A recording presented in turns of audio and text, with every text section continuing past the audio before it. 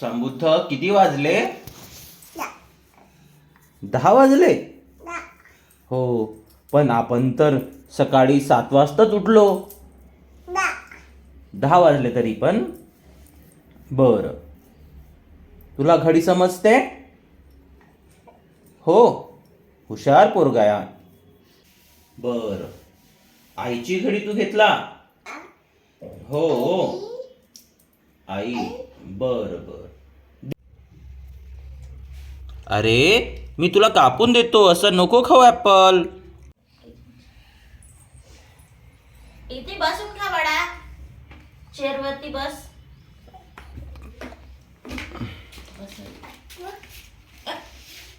बसशील कसा?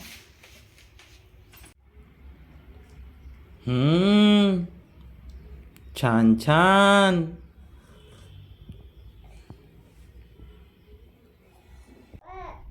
समृद्ध, तू काय खातोय? काय आहे हे? ॲपल.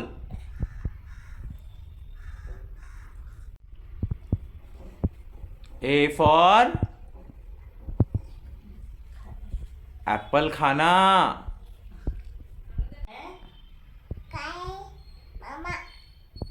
A for Apple. तर आज समृद्धची आई समृद्धसाठी पालक डाळ बनवत आहे. त्यासाठी त्यांनी चिरलेली पालक घेतलेली आहे, त्याला धुण्यासाठी पाण्यात ठेवलेलं आहे. इथे कुकरमध्ये डाळ घेतलेली आहे. त्या डाळीमध्ये त्याला भरपूर व्हिटॅमिन्स किंवा प्रोटीन्स मिळाले पाहिजे म्हणून इथे तुरीची डाळ आहे, मुंगाची डाळ आहे आणि मसूरची डाळ पण टाकलेली आहे. यामध्ये तुरीची डाळ थोडीशी जास्त आहे आणि मूग आणि मसूरचे प्रमाण कमी आहे. त्याचबरोबर टोमॅटो पण घेतलेला आहेत आणि लागणारं काही साहित्य. तर आता आई आपल्याला दाखवणार आहेत की कसं काय त्यामध्ये मिक्सचर करायचं असतं.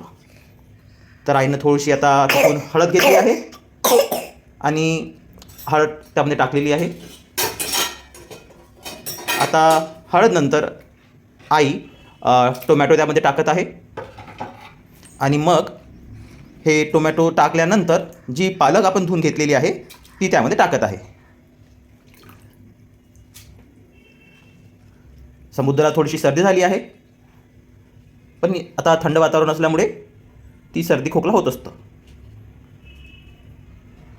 तुम्ही पण काळजी घ्या आणि आत्ता या सीझनमध्ये छान पालेभाज्या येत असतात, तर त्या मुलांना देत राहा आणि तुम्ही पण खात राहा, कारण हे आत्ताच मिळतात.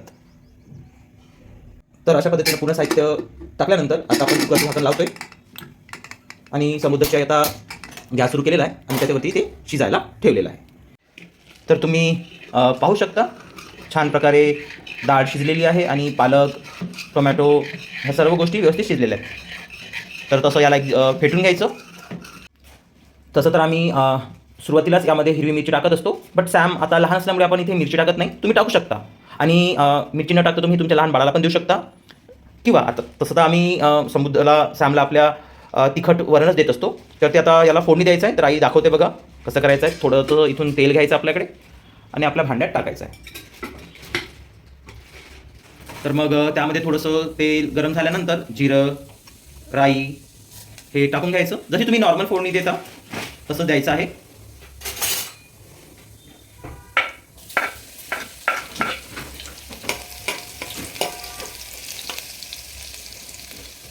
लसूण टाकून झालं आहे. त्याला थोडंसं आता परतून घ्यायचं, म्हणजे थोडंसं पिवळसर शिजल्यासारखं द्यायचं आणि त्याला सोनेरी कलर आला की आपण मग आपला कांदे टाकून द्यायचे. सोनेरी कलर जर झाला आपल्या लसणाचा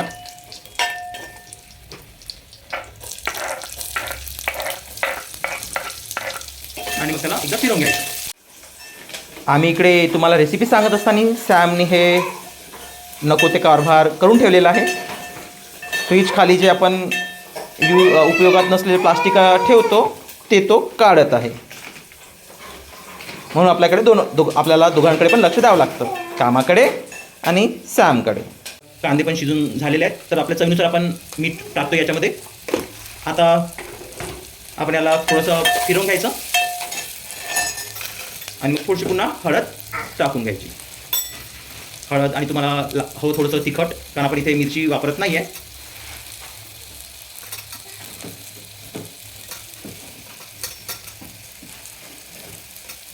आणि मग त्यामध्ये आपण जी डाळ बनवून घेतलेली आहे ती टाकायची आणि हळूहळू असं फिरवायचं. थोडीशी डाळ टाकायची आणि फिरवून घ्यायची, जेणेकरून ती मग तो मसाला जळणार नाही. आणि मग राहिलेलं जे आपलं डाळ आहे, जी आपली डाळ आहे ती टाकून घ्यायची.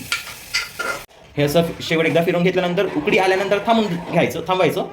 अशा प्रकारे आपली पालक डाळ रेडी.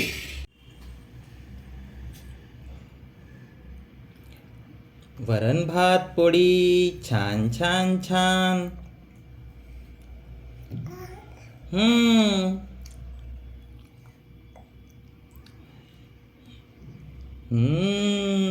Yummy yummy.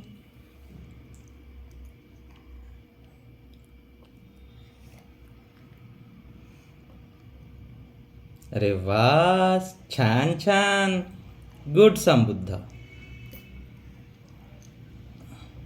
सॅमला पालक वरण पोळी फार आवडते आणि तो त्याला जर व्यवस्थित दिलं तर तो स्वतःच्या हाताने पण खातो. तर आपण आज इथेच थांबू. चॅनलला लाईक, शेअर आणि सबस्क्राईब करायला विसरू नका.